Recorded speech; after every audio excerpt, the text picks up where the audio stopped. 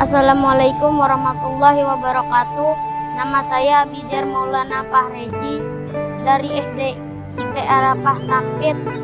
Sekarang saya berada di Museum Kayu Sampit. Museum Kayu Sampit ini terletak di pusat kota, Jalan Es Parman. Sampit, ibu kota Kabupaten Kota Waringin Timur atau disebut juga dengan Kotim. Dulu merupakan salah satu daerah penghasil kayu terbesar di Kalimantan Tengah atau bahkan di Indonesia. Hal itu pun membuat daerah ini sangat banyak ditemukan jenis kayu. Sehingga untuk melihat langsung sejarah kejayaan perkayuan, maka kita dapat berkunjung ke Museum Kayu Sampit. Saya sekarang sudah berada di Museum Kayu. Museum Kayu Sampit terletak di pusat kota, tepatnya di Jalan Es Parman, Kecamatan Mentawa Baru, Ketapang. Isi dari museum tersebut menceritakan bukti kekayaan hutan di wilayah ini pada zaman dahulu dan merupakan satu-satunya museum kayu yang ada di Kalteng ini.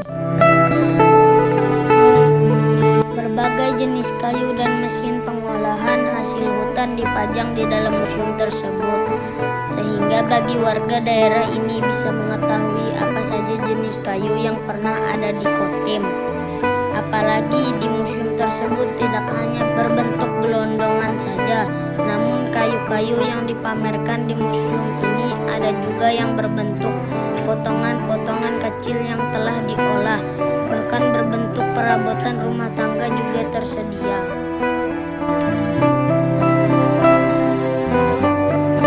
Hampir semua isi di dalam museum ini merupakan gambaran dari kejayaan perkayuan di Kotim, namun juga dicampur dengan gambaran kebudayaan daerah ini.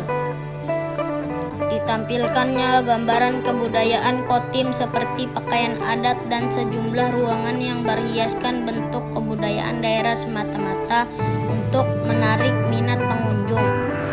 Bahkan di museum tersebut juga menyimpan kisah peradaban masyarakat pada zaman dulu, seperti halnya foto Bupati Kotim dan juga orang-orang yang berjasa pada pembangunan daerah ini.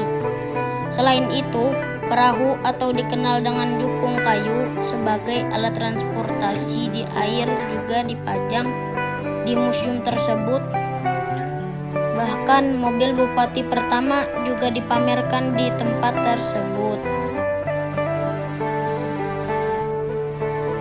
Ada 2 lantai di Museum Kayu yang digunakan sebagai ruang pameran.